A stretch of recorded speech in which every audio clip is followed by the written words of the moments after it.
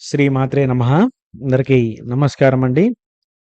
మరి ప్రధానంగా మిథున రాశి వారు అదృష్టానికి స్వాగతం చెప్పడానికి సిద్ధంగా ఉండండి. మే 29 శుక్రవారం.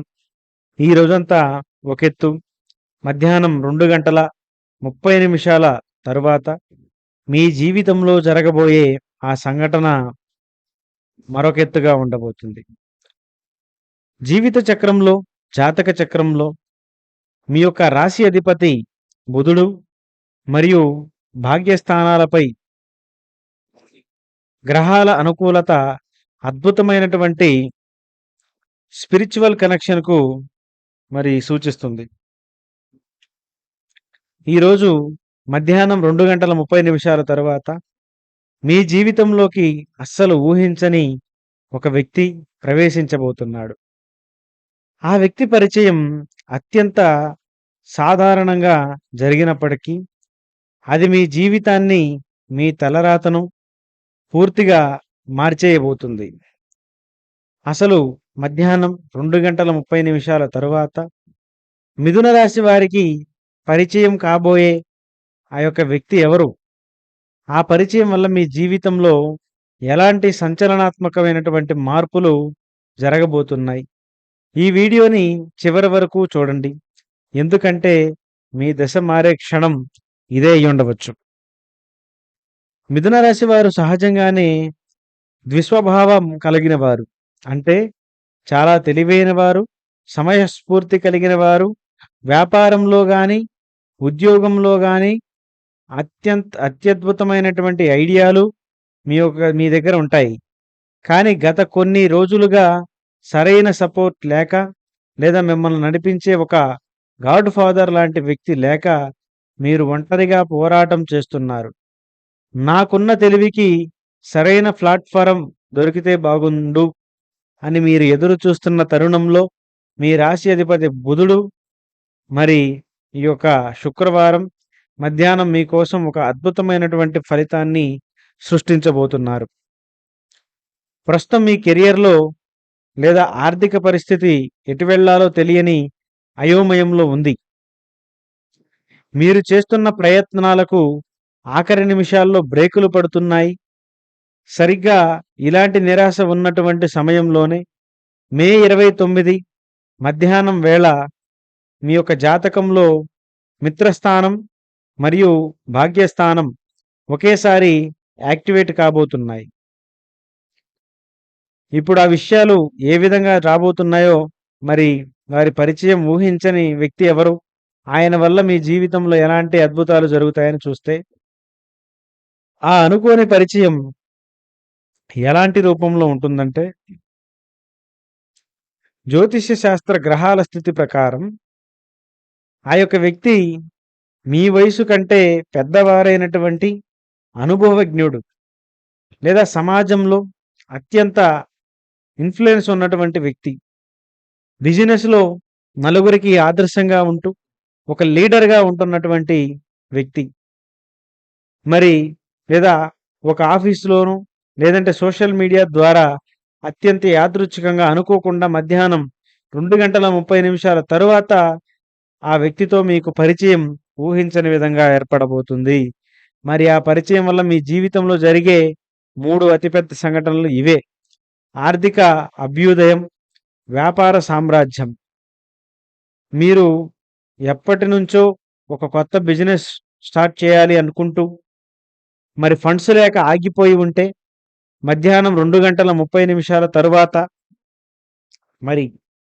పరిచయం అయ్యే ఆ వ్యక్తి ఐడియాలను చూసి, ఆ వ్యక్తి మీ ఐడియాలను చూసి ముగ్ధుడవుతాడు.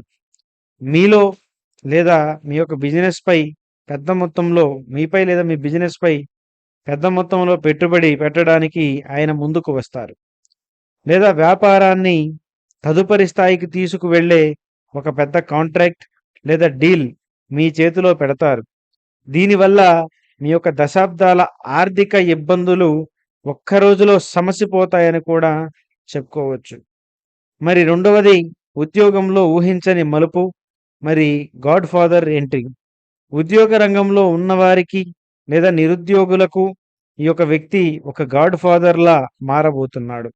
తనకున్న అధికార పలుకుబడితో మరి మీకు ఒక అగ్రశ్రేణి కంపెనీలో భారీ ప్యాకేజ్‌తో కూడిన ఒక కలల ఉద్యోగం ఇచ్చేలా చేస్తాడు. ఇప్పటికే ఉద్యోగం చేస్తున్న వారికి, వారి కెరియర్‌ని మార్చేసే ఒక పెద్ద ప్రాజెక్టు ఈ వ్యక్తి ద్వారానే అందబోతుంది. మరి మూడవ ముఖ్యమైన అంశం ఆర్థిక కాల సుదీర్ఘకాల సమస్యలకు శాశ్వత పరిష్కారం. మీరు ఇన్నాళ్లుగా ఎదుర్కొంటున్న ఏదైనా చట్టపరమైన సమస్య, కోర్టు వివాదం లేదా ల్యాండ్ ఇష్యూ ఉంటే ఈ యొక్క కొత్త వ్యక్తి తనకున్న లీగల్ సపోర్ట్ లేదా పవర్‌ను ఉపయోగించి మీ సమస్యలను చిటికెలో పరిష్కరిస్తాడు. మీ వెనుక ఒక కొండంత అండగా నిలబడినట్లు అనిపిస్తుంది. మరి ఆ వ్యక్తి పరిచయం జరిగినప్పుడు మీ రియాక్షన్ ఏమిటి? ఆ వ్యక్తి అసలు నాకెందుకు ఇంతలా సహాయం చేస్తున్నాడు? మరి దేవుడే నా కోసం పంపాడా అని మీరు ఆశ్చర్యపోతారు. ఒక అపరిచిత వ్యక్తి మీ యొక్క ప్రతిభను గుర్తించి మీ జీవితాన్ని నిలబెట్టడం చూసి మీ కళ్ళల్లో ఆనంద బాష్పాలు ఒక్కొక్కటిగా వస్తం మొదలుపెడతాయి. మరి శుక్రవారం మధ్యాహ్నమే ఈ ట్విస్ట్ ఎందుకు ఇలా వస్తుందంటే మే 29 శుక్రవారం ఈరోజు మధ్యాహ్నం 2:30 చంద్రుని యొక్క సంచారం మరియు మిథున రాశి వారి యొక్క అధిపతి బుధుని యొక్క శుభదృష్టి మీ యొక్క లాభ మరియు మిత్రస్థానంపై పడుతున్నాయి. మరి జ్యోతిష్య శాస్త్రంలో దీనిని ఆకస్మిక అదృష్ట యోగం అంటారు. కాలం మీ యొక్క ఒంటరి పోరాటానికి ముగింపు పలుకుతూ మరి ఒక సమస్య రూపాన్ని మీ యొక్క విజయానికి దారి చూపబోతుంది. మరి మీ యొక్క రాశికి 11వ ఇల్లు లాభస్థానం మరియు 9వ ఇల్లు భాగ్యస్థానం.